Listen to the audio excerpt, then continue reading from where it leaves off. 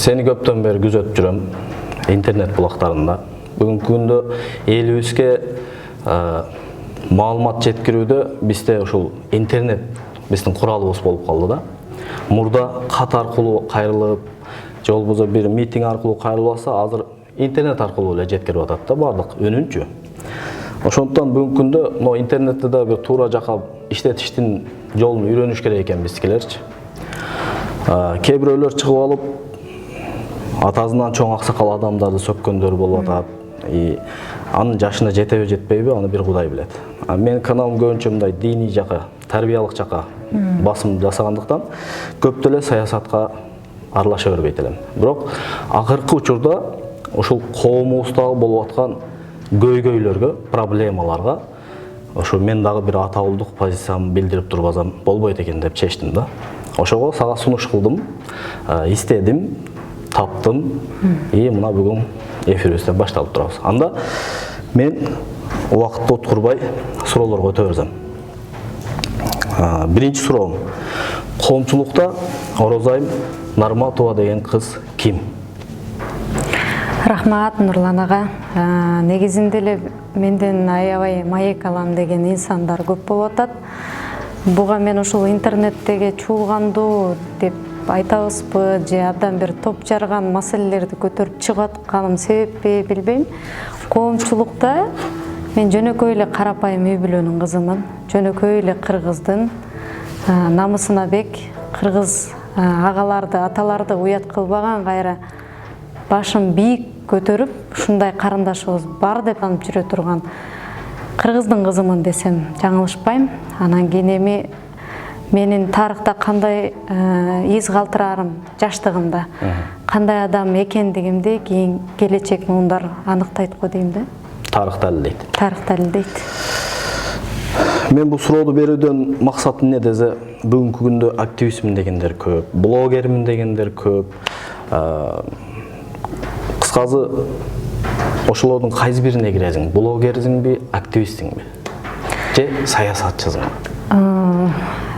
Эгерде биз 2020-жылды алып карай турган болсок, мен Бүтүн Кыргызстан саясий партиясынын 8-орунда барган депутаттыкка талапкермин.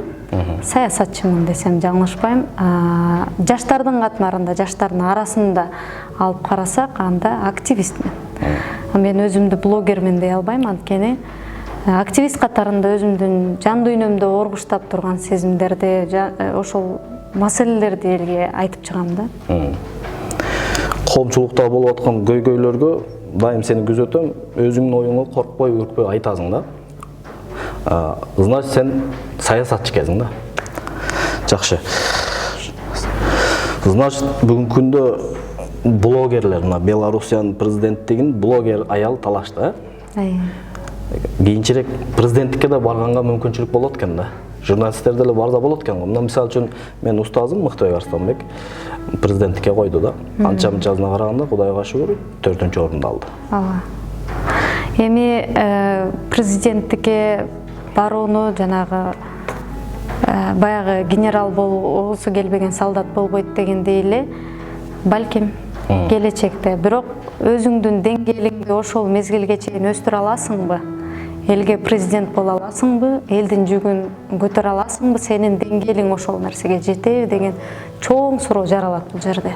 Себеп дегенде азыр билими барлары деле, жогу деле, кыргыз элине пайда алып келе алганы деле, алып келе албаганы деле өздөрүн мындай президенттикке көрсөтүп калды да. Мен эгерде келечекте мындан чоң саясий тепкичтерге көтөрүлөм десем, анда дагы да такшалышым керек, дагы да өсүшүм керек. Менин ушул кыялдарымда, максатымда бар. Буйруса ушул дагы бир чет мамлекеттерде билимимди өркүндөтүп, анан ушундай бир жогорку тепкичтерге ынтылайын. Ошол эле баягы калктын калың катмарына сүңгүп кирип, ошол жерде элдин турмушун жоон теримин дагы да сезишим керек деген бир өзүмдө койгон пландарым бар. Эми калганын Кудай буйруса, маңдайга жазганын көрөсү. Саясат деп калдык.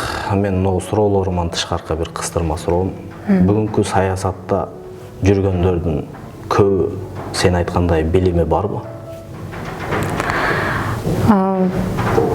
Балким алар практика тарабынан саясатты мынтип байкап, баамдап, ошол жон терisi менен сезип, мен практика тарабынан менин билимим бар деп эсептейттир.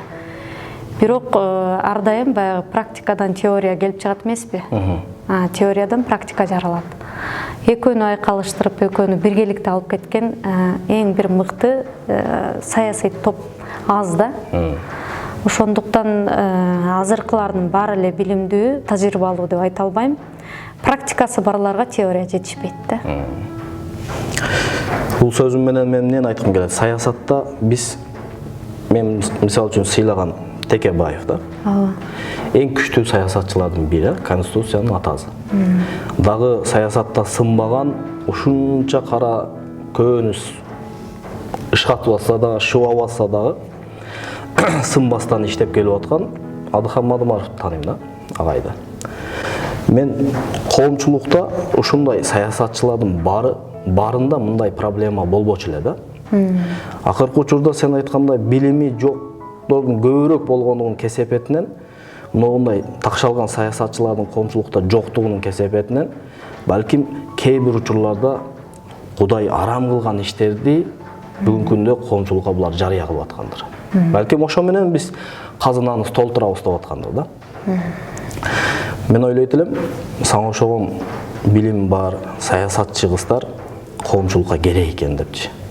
Болбосо билими болбосо билимсиздер ордун ээлеп атат да. Кудай буйрса саясатта көргүм келет сени дагы. Рахмат, сиз айткандай эле баягы бул Адахан Мадымаров, Текебаев өндүү саясатчылар булар практиканы дагы, теорияны дагы бирге алып кеткенде, алардын билимин изилдеп көрсөк, алардын биздин коомго жасаган жумуштарын изилдеп көрсөк, азыркы отурган саясатчымын дегендердин бири да жасай алган эмес. Мисалы биздин партиянын лидери Адахан Кимсанбаев, эми өзүңүз айтып калдыңыз. Мисалы үчүн, эмнеге колдой бересиң ушул кишини? Эмне себептен? Кезинде Мекенчилик партиясында жүрүп, ушу суроого жетейин дедим эле, бирок өзүң баштап калдың. Ооба. Ошол сиз айткан суроого көп келген үчүн ошого айтып салайын деп атпаймынбы? Анда айтып алайын. Эмнеге сен Адыхан Мадымаровдун партиясында жүрөсүң? Айтчы. Буга чейин айтып атпаймынбы, ошол эмнеге Мекенчилик партиясында Садыр Жапаровду колдоп жүрүп, анан Мадымаровдун партиясына өттүң? Эмне себептен азыр Мадымаровду колдоп атасың деген суроолор аябай көп чындыгындачы. Эми мен айтайын дегеним мындай да. Саясатка жаңы кадам таштаардан мурда жаштардын арасында тандоо жасайсың да, ар дайымчы. Кимди колдосом, ким Кыргызстанды, биздин мамлекетибизди ушундай туңгуюктан алып чыгып кете алат. Ким өзүнүн жеке напсисинен, өзүнүн кандайча айтсам, мындай өзүнүн кызыкчылыгынан мамлекеттин кызыкчылыгын жогору кое алат. Деген баягы саясатка жаңы кадам таштап аткан жаштардын жүрөгүндө уругуштаган суроо ушул да. Анан мен аябай изилдендим, ушул таза саясатчылар бар экен депчи. Мен Москвадан окуп барып эле ал жакта окуп жүрдүм. Анан изилденгенимде ушу Садыр Жапаров мага Facebook'тан өзү кайрылып жазып калганда, мен ушул кумтөр маселесин көтөрүп атам карындашым. Колдоп койгулачы, ушу силерге окшогон жаштар менен мен саясатка барамын. Силерге окшогон жаштар Кыргызстанды оңдойт. Мен эски саясатчылардан тажадым.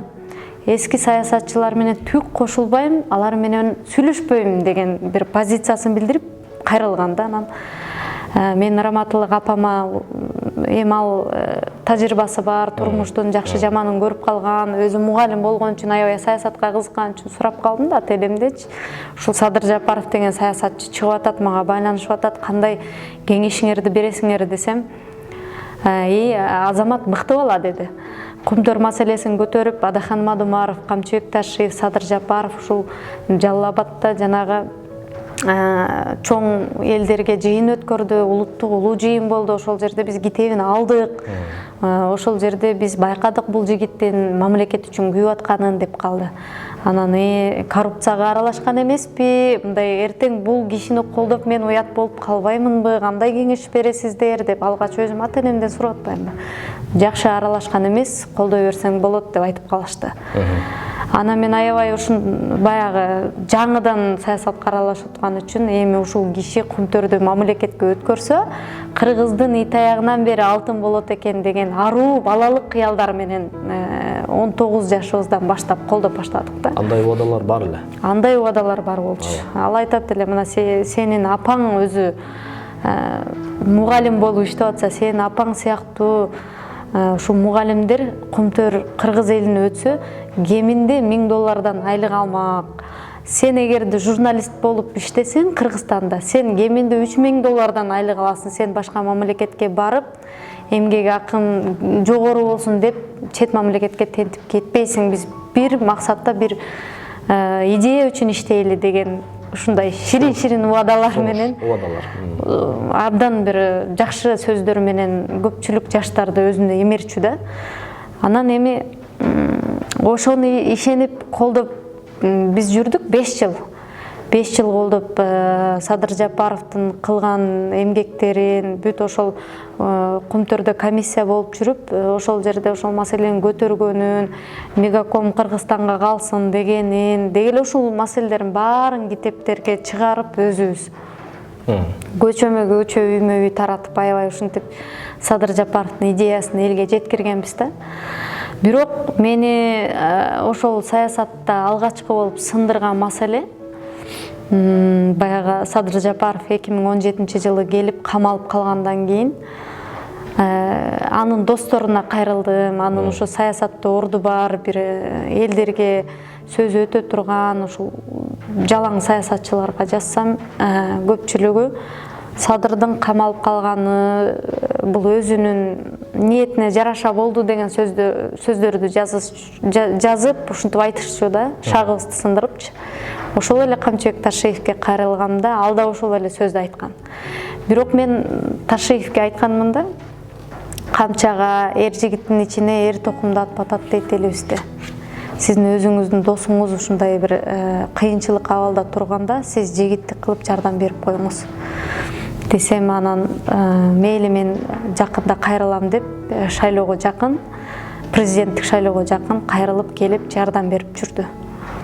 Анан ошондо дагы бизге жолугуп Камчыбек Кыдыршаевич айтып калды. Мен Жээнбеков менен тандем түзгөнүмдүн бирден бир себеби Садыр Жапаров менен Талгарбековду чыгарыш керек болчу деп айтып калышты да. Анан баягы аруу, баягы саясаттын экинчи тарабы да бар да. Ал тарабын көрбөй туруп, ар бир саясатчынын сүйлөгөн сөзүнө ишене бересиң да. Өзүң жашсың, таптакыр баягы жамандыкты көрө элек. Баягы саясатчылардын экинчи өздөрүнүн жеке амбициясы, жеке өздөрүнүн эгосын кийин аралашып жүрүп көрөт экенсиң да. Тыйындын эки жагы бар. Ооба, тыйындын эки тарабы болгондой эле, экинчи тарабын көргөндөн кийин ал уламдан улам Камчыбек Кыдыршаевич биз деген Сооронбай Жээнбековду колдошубуз керек деди. Ал мезгилде Сооронбай Жээнбеков Атамбаевдин мураскери катарында эле кетип атты. Анан мынтип ойлонуп көрсөм, Садыр Жапаров ошол Атамбаевдин бийлигине, Атамбаевдин режимине, мындайча айтканда, ошол эле баягы Атамбаевдин кылган саясатына наразы болуп келип камалып атса, анан кантип кайра Атамбаевди колдойт? Кыргыз көчү жолун улайт деп Жээнбеков Атамбаев менен биргеликте ошол Атамбаевдин мураскери катарында кетип атса, андан кантип кечирим сурайт? Анда жигиттик дагы, дегелемде адамдык аберге да жатпай калат го. Мен кантип чыгып алып Сооронбай Жээнбековду колдойлу мекенчилдер деп айтам деген баягы ушунчалык мен ушундай бир кыйнады да ушул маселечи. Аябай кыйналдым да, анан кийин мен колдой албайм Сооронбай Жээнбековду деп айттым. Анткени ага чейин эле ошол Камчыбек Кыдыршаевич мекенчилдерди Барпыдагы жана чоң жыйынына чакырган. Сен президиумга чыгып сүйлөп кой, мекенчилдер биз жаштар оппозиция биз Жээнбековду колдойбуз деп айтып кой деп ошол жерде суранды. Анан мен айттым, кечирип коюңуз. Мен инсан катарында сизди колдоп келдим, Садыр Жапаровду колдоп, ага көмөк көрсөтүп аткандыгыңыз үчүн. Бирок мен мынчалык пастыкка бара албайм деп апам болуп барган элек, ошол жерде бир-эки мекенчилдер болуп кетип калдык. Анан мекенчил партиясынын ичинде дагы ушундай бир эки тараптуу баягы көз караш болуп калды да. Биз эптеп эле Садыр Жапаровду чыгарсак болду, Жээнбековдун этегине намаз окуйбузбу, Атамбаевдин этегине намаз окуйбузбу, бунун балдары камалып атат, биягы камалып атат, атасы ошол жаңы эле каза болуп калды эле, ушинтип атат, кыйынчылык көрүп атат. Садыр Жапаров чыккандан кийин өзү кантип акталып алат, эмне кылып алат, саясатка кайра келип алат, сен антип бизди уят кылба деген дагы тыюулар болду. Керек болсо Садыр Жапаровдун жубайы азыркы биринчи айымдын өзүнүн дагы мындай кандай десем тоскоолдуктары болду да ошол жерде. Анан ушунун баарын ошол кезде биз айтып чыга албайт болчук, анткени Садыр Жапаров түрмөдө болчу. Анан мен айттым, мен колдой албайм, мен колдосом азыр ушул Атамбаевдин бийлигине туура эмес кылып аткан иштерине каршы чыгып аткан жападан жалгыз оппозициялык саясатчы Адахан Мадумаров болуп атат. Анткени Бабанов деле кезинде кучакташып жүргөн. Аны колдоо бул Жээнбековго караганда Бабанов түзүгүрөөк эмеспи, байлыгы бар, ушунда шанс көбүрөөк деген баягы түшүнүк бар экен да элдердечи. Андай болбош керек да. Анан Мадумаров өтпөй, мен ушул кишини шайлайм, анткени баягы бир принципте келатат, эч кимге кошулуп кучакташып кеткен жок. Мен ушул кишини колдоп, өзүм барып шайлайм деп, өзүмдүн позициямды партиянын ичинде айтып, жаман көрүнгөн учурлар аябай көп болду. Бардым, президенттик шайлоодо Мадумаровду шайладым. Анан президенттик шайлоодон кийин эле жанагы партиянын ичинде бизди бөлүп баштады да. Мен Ош области боюнча мекенчилердин координатору болчумун. Ошондой эле Чүйдө Назгүл Ишаналиева деген эжекебиз бар эле. Садыр Жапаров бизге айтпай эле төрага дайындап койду, өзүнүн ишенимдүү өкүлүн. Болбосо буга чейин Садыр Жапаров 7 областтан деген төрага болот. Биз биргеликте чечебиз деген нерселердин бар жолу өзү бир колго алды дагы, ошондо эле бизди четтетип баштады. Эми жыйындарга чакырбай, башка маселелерди биргеликте чечпей эле баягы биздин оппозицияда кайра эле ошол жерде калганыбыз партия лидерине жаккан жок. Анан ошонун айынан кийин дагы биз мекенчилден чыкпай эле ушундай кыйын кырдаалда Садыр Жапаровду таштап кетпейли деп жүрдүк. Бирок биздин уруксатыбыз жок эле, макулдугубуз жок эле, өздөрүнчө төрага дайындап, ал төрагасы акчалуу баягы Садыр Жапаров эмне десе макул деген жигит болуп калды да. Анан биз сунушубузду киргизип аттык. Азыр мен макул эмесмин. Жалпы мыйзамсыздыктарга деп сиз көтөргөн идеяны Мадумаров көтөрүп атат. Эгерде эки партия бирикчү болсо, Кыргызстанда ушундай болуп көрбөгөндөй мыкты оппозиция чыгат. Башка саясатчылар да келип биригет, тазалардын арасына. Келгиле бир муштум болуп, бир күч болгула деп мен бир нече жолу Садыр Нуркожоевичке кайрылдым да. Бирок тилекке каршы Садыр Нуркожоевич жок, камчы досум макул болбой атат. Мен Мадумаровго кошулганга макулмун. Бирок башкалар күнбөй атпайбы, Мадумаров деле тигил келбесин, бул келбесин деп айта берет экен, аябай кырс мүнөзү бар экен, мүнөзү бизге жаккан жок деген бир шылтоолорду айтып атты да. Бирок анын баары соодалашуу экендигин көрсө, саясатта акча деген бале нерсе керек экендигин кийин билип атпайбызбы? Анан ошонун айынан мекенчилден чыгып кетүүгө туура келди.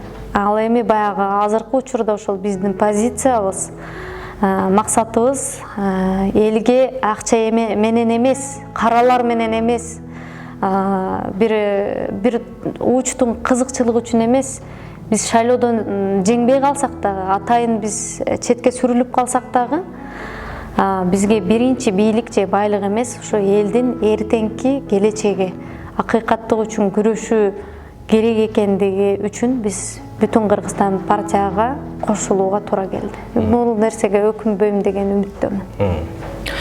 Кийинчерээк бул бүтүн Кыргызстан партиясынан да күчтүүрөөк оппозициябыз бар. Бийликке коркпой туруп өзүнүн сөзүн айта ала турган партия чыкса, ага кошулуп кетпейсиңби? Азыр өзүңүз деле анализ жасап көрсөңүз болот. Бүтүн Кыргызстандан күчтүүрөөк байма-бай пикир билдирип, коркпой чыгып аткан бир дагы оппозициялык күчтү көрө элекмин. Чыгып атат, партия дагы көрө элекмин. Чыгып атат, алар жымсалдап, бул бийликти эркелетип айтып, кандай десем, өздөрүнүн эртеңкисинен коркуп, ушинтип тургандарын көп байкайм да. Анан күчтүүрөөк партия чыкса, эмне себептен партиялар бирикпеш керек? Бири-бири менен биригип туруп, максат бир болгондон кийин бийлик эмес, максат бийлик болбош керек да.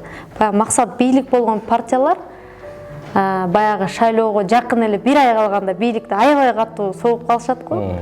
А биз болсо жылдары бою 5 жыл, 10 жыл бою ошол сөздү эле айтып келебиз. Бирок бизден да мыктыраак ошол сөздү айтып калган партияларды көрүп атабыз. Эми ал деген туруксуздук болуп калат. Аягына чейин бүтүн Кыргызстан. Жакшы. Ушул бүтүн Кыргызстан партиясынын эмнеси сага көбүрөөк жакты? Кайсы бири сенин көңүлүңө катыржам кылды? Кайсы бир иштери? Бүтүн Кыргызстан партиясына келгенге чейин көпчүлүк партиялардын максаты парламентке эле барып калуу болчу да. Парламентке барса, ошол жерден депутаттык креслого олтурса, анан кийин ошол жерден кызматтарды бөлүштүрүп өкмөткө барса, ушундай биринчи максат ошол да. Балким жакшы баягы элдин келечегин ойлогон партиялар деле бардыр, мен билбеген. Бирок бүтүн Кыргызстандын максаты биринчи эле кресло эмес экендиги мени көбүрөөк тартты. Анткени адамдык аберди, адамдык баалуулуктарды, баягы элибиздин салт санаасын, үрп адатын бар жогун ушул бир партияда ушул элге жеткирип, бир тазалык, тартип, ыйман деген девизде экендиги үчүн партияны ушул өзгөчөлүгүнөн тандадым да. Ошо жүрөгүңдү катыржам кылды. Ар бир адам бир команданы тандаштыкта анын же акылын канаттандырыш керек, жүрөгүн тынчтандырыш керек и бара турган багытын белгилеп бериш керек да. Бул партия значит сенин акылың канаттандырыптыр, жүрөгүңдү тынчтандырыптыр и до конца бара турган багытын белгилеп бергендиги үчүн бул партияны колдоп атасың, аягына чейин.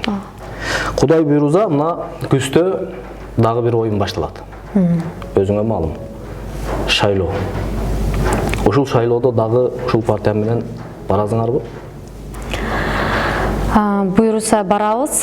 Быйылкы 2021 жылкы шайлоодо барабыз, бирок ким кандай тизмеде барат, анын биздин партиянын ушул баягы мүчөлөрү, ошол жердеги кеңеште отургандар, ошолор аныктайт да. Барабыз сөзсүз. Мен эфирмен пайдаланып айта кетчү бир сөз бар да. Көрүп турсам өзүң айткандай кичинекей кыз экен да. Анан ушул бир аял да, бизде тарыхта аялдын 40 чачы улуу деп, кыздын 40 чачы улуу деп сыйлаган да. Мен бул дегеним менен урматтуу мен каналым көрүүчүлөрү, урматтуу саясатчылар, урматтуу динчилдер, эмнени айткым келет? Биз аялдарыбызды урмат кылбасак, кыздарыбызды сыйлабасак, биз өнүкпөйбүз, ушуну билип койгула. Эми ушу кенедей болгон кызга кээ бирөөлөр чыгып алып, мен сени кандай болгонуңа чейин айтып берем, далилдеп берем, антип берем, минтип берем деген далилдегичтер көбөйүп атат да. Мен ошолорго айтам да, мен мындай, мен мисалы үчүн бүтүн Кыргызстан партиясынан эмесмин, мекенчилден эмесмин, и мен ошо бардыгын бириксе экен деген максатта жүрө турган бир блогермин да. И ошолорго айтат элем да, эгер ушунчалык март болсоңор, мына түштүктөрчө айтайын, мындай эркек болсоңор, чек арага барбайсыңар кече. Канча баткендик бир тууганыбыздын каны төгүлдү, туурабы? Канчасы мына жамгырда үйсүз отурат. Бар эркек болсоң ошо жерге бар дагы, ошо жерде бир фундаментин куруп бер, устойкасын тургузуп бер, хотя бы бир шыйпыр алып бер, Анан Facebook'та отуруп алып, комментарийде отуруп алып, батыр болгондо ол Бишкектеги арак ичип жүргөн бомж деле кылып коет да аны. Туурабы? Эми ушундай кызга атака кылганыңар кандай? Силердин бир адебиңерге же иманыңарга, тарбияңарга туура келеби, туура келбейби? Бир салыштырып көргүлө. Ошол суроону берсеңиз деле жооп берип коеюн деп отурдум эле өзү. Ошол суроо болбой калсанда бүгүнкү маектин тузу жок болуп калмак. Мен түшүндүм, кыйытып айтып атасыз. Мен жанагы башында, маектин башында белгилеп кеткендей эле, мен негизгиси кыргыз улутун, агаларымды, аталарымды, энелеримди уят кыла турган жумушка барбайм. Андай төмөндүккө барбаймын да. Анан мен билип турам, азыр коом аябай бозулду. Биздин канчалаган эжекелерибиз. Интернет деген бале ачылдыбы? Атылып кетти Кыргыздын бүтүгү. Бүт бар жогу баягы жашыруун ушинтип жүргөндөрдүн бар жогу баягы коомду кандай десем, ар кандай катмарга бөлүнөт да. Бир катмар кылып койду интернетчи. Бирок интернетти күнөөлөгөндө деле баягы ачык айкын чыгып калбады ал нерселерчи. Жанагы чыгып аткан баатырларыбыз чыгып атпайбы? Мен өзүм Facebook баатырлары. Мен өзүмдү Комментарийдеги баатырлар. Мен өзүмдү аял киши, же болбосо кенедей кичинекей кыз деп мени аягыла деп айтпайм да. Мени аябагыла. Мен анткени оор татаал жолго түштүм. Биздин мына эң ыйык деп эсептеген Мухаммед саллаллаху алейхи вассалам пайгамбарыбыздын да карикатураларын чыгарып аткан бир амалкөй адамдардан мындай каралоо качып кутулбайт экен да. Бирок бул кыяматка чейин болот. Бирок жигиттердин ушундай бир пасттыкка түшүшү мени өкүндүрөт. Анткени ошол деле ошол сөздү айтып аткан менин агам да, менин агам кантип ушундай паст жолго түшүп калды. Мен аны аяйм да. Инсан катарында мен үчүн ал абдан аянычтуу адам. Аял киши болгондо түшүнөт элек. Түшүнөт элем, анда бир көрө албастык дейбизби, же атаңдашуу дейбизби, ушундай бир сезимдер ойноп кетип кичине эркелеп айтып алса түшүнөт элек, бирок жигиттердин мындай юбка кийип алганына таң каласың да, юбка кийип алганыначы. Эркек эркектей болуш керек да, туурабы? Анан ошого ал нерсеге мен таарынбайм. Мен бир акелик, бир эркектик сыпатыман келип айтып атам да, ушул сөздөрдү угуп менин зээним кейди да, менин терим чыдабады. Аял киши болуп сен туруштук берип атканыңа сага рахмат айтам. Эртең ушул күнгө чейин сага ошон саясатты түшүнгөн, билим бар кыздар, балдар менен сүйлөшүп жүргөм да. Анан бийликке баргандан кийин эле тигилер башка маскада мен тааныбайт да, келе бир сүйлөшөлү десек дагычы. Кийин парламентке барып калсаң Кудай буйрса. Мен эфирме келесиң кайра? Чакырсам.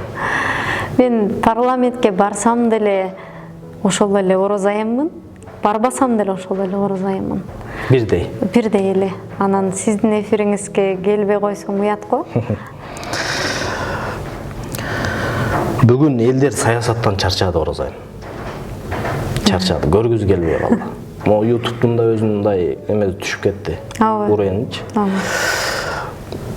Саясат дей берет, бирок саясаттын сыдамыгын түшүнбөгөндөр да бул саясат деп кыйкырып атпайбы? Саясаттын ушул бүгүнкү ордуда сага кайсы бири жагат, саясаттын эмнеси жакып атат? Чарчабадыңбы? Жана айткандай эле мен негативден чарчадым. Себеп дегенде баягы мен да көргүм келбей калды да, ушул YouTube'ду чыгарсаң эле бири-биринин сүрөтүн чаптап. Ооба. Бирок бул жерден эң бир бактылуу, эң бир сыймыктанчу нерсе бар. Ошончо адамдар негативдерди чыгарып, сени көрүп, сени тааныбай туруп каралап атат, демек сенин күнөөлөрүңдү алып атат да. Бул кийинки жашообузга. Сен азыр жашсыңбы, карысыңбы, бир күн баары өлөсүң да. Бирок кийинки жашооң үчүн, кийинки турмушуң үчүн болуп көрбөгөндөй бир жакшы бир сооп иштерге калып, азыркы ушундай катаал кырдаалда чындыкты айтып сооп алган бул баарынан жогору турат го деп эсептейм да. Бул дүйнөдө байлык, бийлик, мындай бир материалдык нерселердин баарынын баасы жок. Бирок кийинки турмушта мен ойлойм, мен абдан ушундай бир ошол нерсеге сүйүнөм да. Мейли азыр мени көрүп, тааныбай туруп каралай берсин. Бирок тигил дүйнөдө мен башым бийик көтөрүп, ал жерде Кудайдын астында ак экенимди далилдеп, аларга кандай инсан экендигимди Кудай өзү алардын ордуна коюп коет го деген ниет. Ал албетте боло турган нерсе го. Силер колдоп аткан, сен колдоп аткан, сен барып аткан саясатка барып аткан партия дайым макул эмеспиз дей берет да. Эртең силер бийликке келип калсаңар, башка бир силердин пикириңерден күчтүүрөөк партия чыгып туруп, алар да макул эмеспиз десе, бүгүнкү бийликтегидей мамиле кылбайсыңарбы? Мен макул эмесмин деген Тагыраак айтканда качан макул болосуңар? Мен макул эмесмин деген уран 2017-жылы чыкты. Бирок ага чейин деле мына сиздин лидериңиз баш болуп, ошол Мыктыбек Арстанбек агайыбыз баш болуп, баары эле макул эмес да азыркы бийликке. Биз ошону мындайча айтканда элдердин оозуна баягы алдырып ошону бир элдик кандай десем, элдин жүрөгүнө мыйзамдаштырып койдук да. Бир уран да. Уран көтөрүп, ошону коркпой айт. Эмне үчүн биз ар дайым эле баягы өзбекчесинен айтканда ляппай деп колуңду жүрөгүңө алып эле мен макулмун, мен ушул кен байлыктарыбыз талкаланып атканына макулмун, самолет кулап ушундай контрабандалар жүрүп атканына макулмун, элибиздин ушундай тигил бийликтин шалакалыгын айынан өлүп атканга макулмун деген адамдар анда бизге оппозицияга чыксын. Мен макулмун, ушунун бар жок мыйзамсыздыктарга, ушундай бир булганычтарга баарына макулмун деп оппозицияга чыксын анда деген адам жок да. Бирок эгерде биздин партия эгерде элдин жүрөгүнөн орун алып, биздин ушул акчага, байлыкка, бийликке сатылбай, бир принциптен тайбай келаткандыгыбызга ушундай бир өзгөчө бир баасым берип, бизди бийликке эл алып келчү болсо, анда биздин кемчиликтерибизди айтып чыккандарга биз медаль тагабыз го. Бүгүнкүдөй мамиле болбойт. Мындай мамиле баягы өзүнүн мурдунан учундан башканы көрө албагандар эле, алысты көрө албагандар ушундай мамиле кылып аткандыгы өтө туура эмес. Садыр Нуркожоевичтин бир чоң кемчилиги бар. Ал ар дайым жанындагылардын сөзүн угат да. Мисалы үчүн мен азыр барып Садыр Нуркожоевичке биринчи барып алып сизди жамандап койсом, жетеленип кете берет да. Ушунчалык ишенчээк киши. Эми аны ишенчээктик дейбизби же алысты көрө албагандык дейбизби, бир айкөлдүк деген нерсе жок да. Ошон үчүн да азыр ошону Мыктыбек Арстанбек айтмакчы, баягы эле коррупционер, ууру кескилер курчап алды. Ошолорду угуп аткандыгы бул өкүнүчтүү.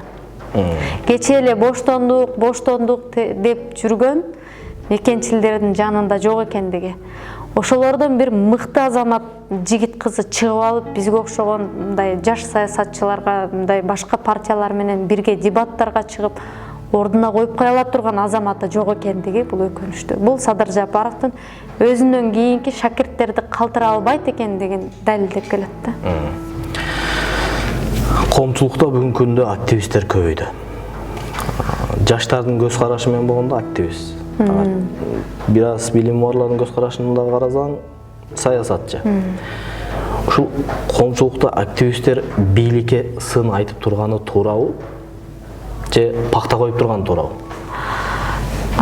Мисалы үчүн мен өзүмдүн үй бүлөмдөгү эле эмени айтсам, кандай десем, мисалы үчүн атам апам менен ар дайым кеңешчү да. Бир кабырга менен кеңешип келейин депчи. Кеңешип мен ушундай кадамдарга барганы жатам, же болбосо машинени сатканы жатам, же үйдү сатканы жатам, кандай ойлойсуң, туура болобу, балдардын келечегине, же балдардын эртеңки жашоосуна тоскоолдук болуп калбайбы дегенде анан апам кеңеш берчү да. Ошол сыяктуу эле азыркы бийлик деген оппозиция менен кеңешип туруп, биз деген ушул мына Ворхка коридор берген атабыз, биздин акылыбыз жетип атабы, жетпей атабы, кандай көз караштасыңар, тарыхы кандай болуп калат, эртеңки жыйынтыгына элибиз жабыр тартып калбайбы деген ой жүгүртүү болбой атат да. Жок, биздики туура, биздикин туура эмес дегендердин бар жогу провокатор, бузуку, саткынчы деген девиз менен жашап калышты да. Демек алардын көз карашында бар жогу эле алардыкы макул, силердики туура дей берсе. Туура болсо макул дейсиң да. Эгерде алар туура чечим чыгарса, эгерде алар элдин бир бейпилдигине кол салбаса, туура эле айтып атат деп кайра кошо кол чабышып, кубатташып, ошолорго жардам берип, жанында кубаттап турасың да. Жок дегенде сөзүм менен зыян бербей турайын, булар туура кадам таштап атат депчи. Анан эле ошол жанагындай министрлерди, премьерлерди дайындап атса, кечээ эле жаштар менен иштешем деп атам, бүгүн кайра эскилер эле келиш керек деп ушундай сөзүнөн тайып атса, эмнесин кубаттай аласың? Бүгүн кечээ эле уктум, Кумтөрдө доого чыкты, ушундай сот ушундай чечим чыгарды деп Нарис Калчаевдарды баш кылып ушинтип чыгарыптыр. Буга чейин мен ушул теманы аябай көтөрүп, ошон үчүн мен Садыр Жапаровчуларга, доканцаларга жакпай келатам да. Сиз Кумтөрдө доого чыгып, 3,5 миллиард доллар акча Кыргызстандын пайдасына чечип алабыз, ошол акча менен Кытайдын карызын кутулабыз деп айтпадыңыз беле? Эмне себептен Кумтөр маселесин көтөрбөй атасыз деп ушул суроону көтөрүп келатам да. Анан ушул бул Бишкектеги райондук соттун эле чечими. Кезинде Садыр Жапаров бизге окшогон колдоочуларына силер кол топтогула, эгерде Кыргызстандын бир 50%-нан көбү кол топтоп берсеңер, Кумтөрдү сотко берели деп, мен дүйнөлүк сотко кайрылып 3,5 миллиард долларды чечип берем деп убадалаган да. Ал видео, фото, бүт далилдери бар. Толтура. Анан биз кол топтогонбуз. Кол топтогондо бир 100 миңден ашык кол топтогонбуз. Ал жерде жок дегенде 1,5 миллион элдин колу керек болчу. Анан мен ушул жерде бир логикага туура келбеген эле нерсе болуп атат да. Эгерде биз Бишкектеги эле сотко берип койчу болсок, анда эмнеге ошол күндөрү биз кышындасы кол топтоп кыйналдык? Эмне себептен азыр ушул Баткендеги баягы чырлуу окуя болуп атканда Кумтөрдү ушинтип чыгара калды, өзүн өзү макташ үчүнбү? Бул нерсе баягы райондук сот Кумтөргө таасир этпейт экендигин, алар төлөбөйт экендигин билип туруп элди жазгарып, ушундай бир башка жол менен аларды алаксытып туруу бир эмесин чыгарып алды, кечээ эле у коргошунду чыгара калгандайчы. Ага чейин мен ушул Садыр Жапаров түрмөдө жатканда элди бир коронавирустан дарылайм деп атат, кана дарыңыз чыгарбайбы десем, көпчүлүк ушундай талаптарды коюп атты. У коргошунду чыгара калды да заматта.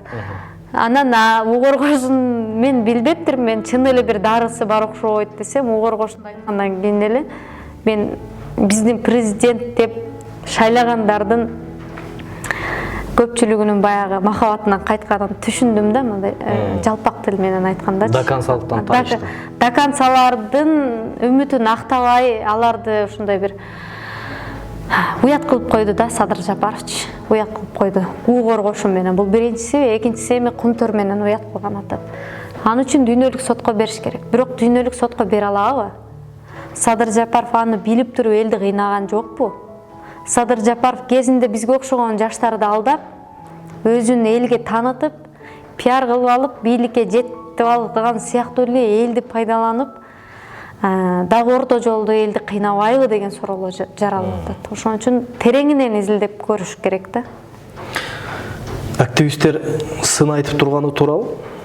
Сын айтып турганы туура, анткени айтып атпаймынбы, ар дайым кеңеш сураш керек. Кеңешти азыркы бийлик эл менен эсептешиш керек. Эл менен эсептеш керек. Кеңеш сураганды билбеген бийликке сын айтып туруш керек. Андан башка жол, аларга жеткирчү жол жок болуп атпайбы? Мындай азыр Садыр Жапаровдун бийлигинин учурунда Атамбаев менен Жээнбековдун бийлиги периште көрүнүп атат да. Жээнбеков жакшыбы жаманбы премьерлерди, төрагаларды, коомдун жанагы баягы активдүү бөлүктөрүн тегерек столго чакырып, алардын пикирин сурагандай болгон да. Жакшыбы жаманбы? Садыр Жапаров ал жолго да бара алган жок да. Корктубу же планшетін окуй албайм дедиби? Мындай бул жагынан абдан бир күлкүлүү абал дейбизби, баягы жаңгештүү, өкүнүчтүү абал дейбизби? Ушундай бир абалга кептелип калдык да. Анда эки суроом калды, Розайым. Ушу мен эфирде да жыйынтыктасак болот. 1 саат болуп калды почти. Биздин мамлекет качан өнүгөт деп ойлойсуң? Азыр дүйнөдө эң өнүккөн мамлекеттер биздин мамлекет сыяктуу эле кыйналган да. Бизден да катуу кыйналгандар болгон. Бирок алардын өнүгүшүнө эң бирден бир себеп бул элдин биримдиги болгон. Анан ошондой эле мындай бир адамдын идеясына топтолгон да алар. Мисалы, Түштүк Кореяны атайбызбы, Японияны атайбызбы? Японияда деле мына экинчи дүйнөлүк согушта ал жакка деген ушул чоң атом бомбасы кулагандан кийин биз өнүгүшүбүз керек деген девиз менен жашагандарын окуп алып, ушундай бир өзгөчө бир таасирленүү сезим болгон да. ар бир кыргыз жараны мамлекетибизди өнүктүрүшүбүз керек деген жүрөгүндө бир эң биринчи бир максат болуш керек. Максат болуш керек. Эл бири-бирибизге мындай сый урмат менен кайрылып, бир ыйман, адеп жолуна түшкөндө, баягы адептүү адам жаман жолго бара албайт да. Түшкөндө сөзсүз өнүгүү болот деп ишенем. Мейли бул япониялыктарда ыйман жоктур, бирок ынсап бар да, бир адеп бар. Нуржигит Кадырбеков деле айтып кетип атпайбы? Аларды көрүп алып, мусулмандардын аткарчу амалдарын аткарганын көрүп, ушулар мусулманбы деген бир ой жаралат дегендей. Биз бактылуу элбиз. Биринчиден биз мусулманбыз, экинчиден кыргыз элибиз. Бизде деген жүрөгүбүздө боштондук жашайт да, мындай эркин элбиз. Бирок ошондон коркпой эртерээк өнүгүп кетүүгө бизге мүмкүнчүлүк бар. Бирок 2025 жылга чейин ушул кыргыз мамлекетин жок кылалы деген бир саясат жүрүп атат дегенге дагы мен кошулуп кетем да, себептен азыркы карап турсаң, жалаң эле билимсиздерди, адепсиздерди, ыйманы жокторду колдоп эле, ошолордун сөзү туура деп, лайк басып ошолорго, ошолордун сөзүн кубаттап, анан баягы чындыкты айтып турсаң деле, көзү жалгандан башканы көрбөй калгандай туйлат да.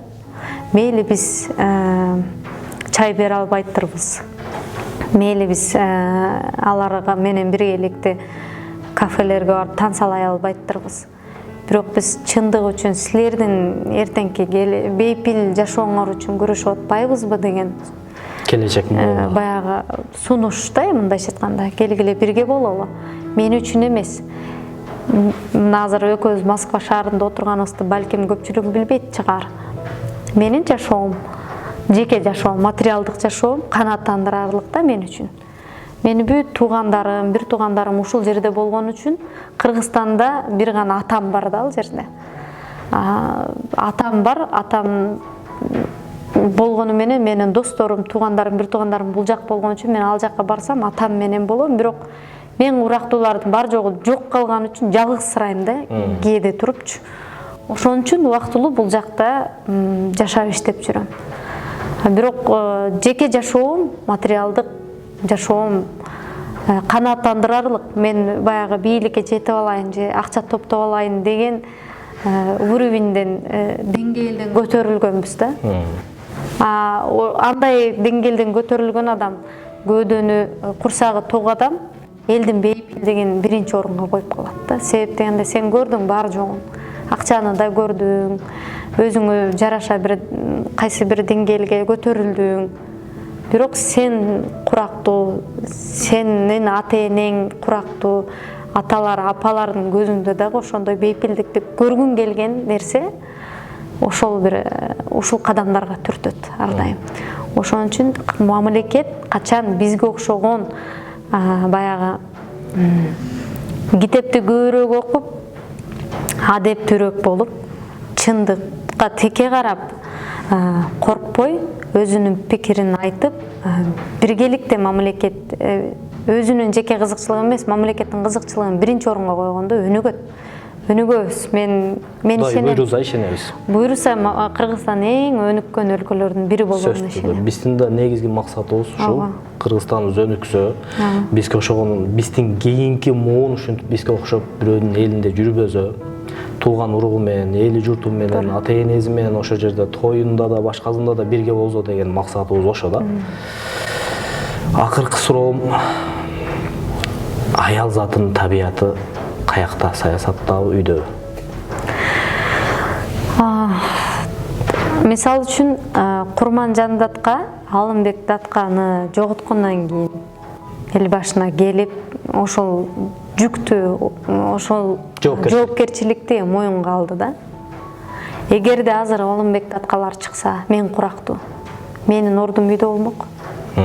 Менин ордум үйдө болмок. Мен айтып атпаймынбы, жан дүйнөмдө баягы азыркы бийликтин ким экендигин, алардын кандай туура эмес кадамдарды таштап атканын көрүп, билип туруп унчукпай отурган азаматтарыбызды көргөндө чыдабай кетип айтам да. Мени көрүп намыска келип жигиттерибиз чыгып айтып калар ушул сөздү депчи.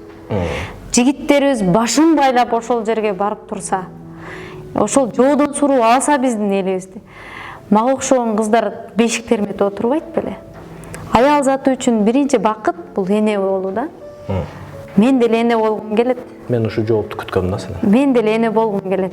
Абдан ушунчалык кичинекей бөбөктөрдү көргөндө ушундай бир кандай десем, өзгөчө бир бактылуулук ээлейт да. Мен ушундай бөбөктүү болсом болобу эле, ушунун баарын мындай таштап коюп.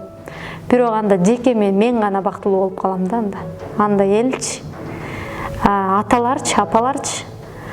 Ушул чындыкты мен айтып чыгайын, аял кишилер силер үйдө отургула деген азаматтарыбыз көбүрөөк болсо, буйруса. Мен дагы эне болуу бакытына ээ болом го деген абдан аруу тилектерим бар да. Ниетиң бар. Ниетим бар, тилектерим бар. Жакшы, рахмат. Ушунчалык убактыңды бөлүп, мен ушул чарчаткан суроолорума жооп бергениң үчүн рахмат.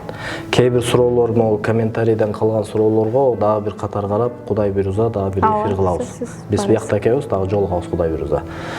Акыркы мөөнөттөгү Кыргызстан элибизге болгондо да бүгүн Рамазан айынын кадыр кечесинин алдында турабыз. Эли журтубузга каалоо тилегиңди айтып койчу. Урматтуу мекендештер, Нурлан ага маек үчүн рахмат. Москва шаарында болгон үчүн мен көпчүлүк медиалардан чыга албайм. Анткени көпчүлүк бизде ушу элибизге чындыкты айтып жүргөн ушу массалык маалымат каражаттары Кыргызстанда. Менин ушул жападан жалгыз куралым бул менин телефонум. Ошол жерде өзүмдүн ой пикиримди билдирип турам.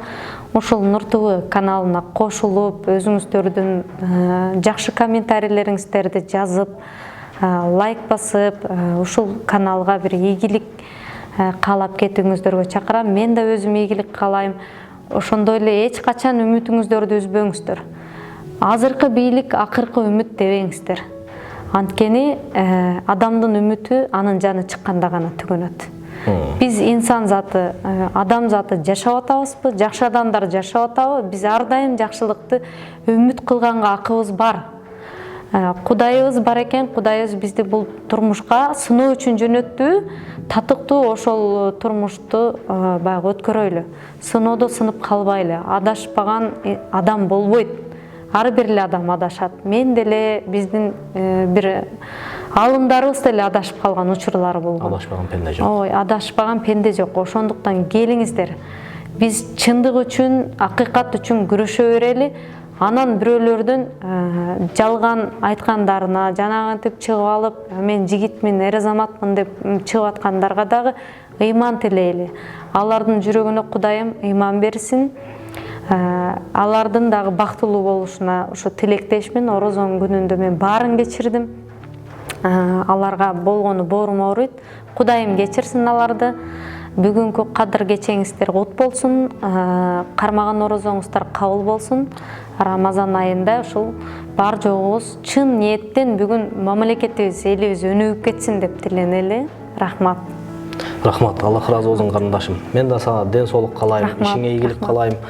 Саясатта ушундай азыр кандай болсоң, кийин бийликке барсаң да ошондой болушуңду Кудайдан сурайм. Мамлекетибиз өнүксүн, ошол экөөбүздүн кандай жакшы ниетибиз болсо, кимдин, кайсы партиянын колу менен болобу, кимдин колу менен болобу, айтор ушу коомчулукта болуп аткан бүт моундай бузукулукка, ката кетип аткан иштерге өзүбүздүн оюбузду коркпой, үркпөй айтып, анткени бизде азыр демократия, укуктуу мамлекетибиз турабы. Ушундай мамлекетти бештин төрүндөй болгон мамлекетибизде биз алаканыбызга салып, көтөрүп, жана элибиз менен ынтымактуу жашашты бардыгыбызга Аллах Таала насип этсин. Анда бүгүнкү эфирибизди көргөнүңүздөр үчүн сиздерге да рахмат. Башка бир туугандар менен бөлүшүңүздөр. Кийинки эфирлерден жолукканча баарыңыздарга тынччылык, аманчылык каалайбыз. Кыргызстан мамлекетибиз баарыбыздыкы өнүксүн, өнүгөйлү. Рахмат.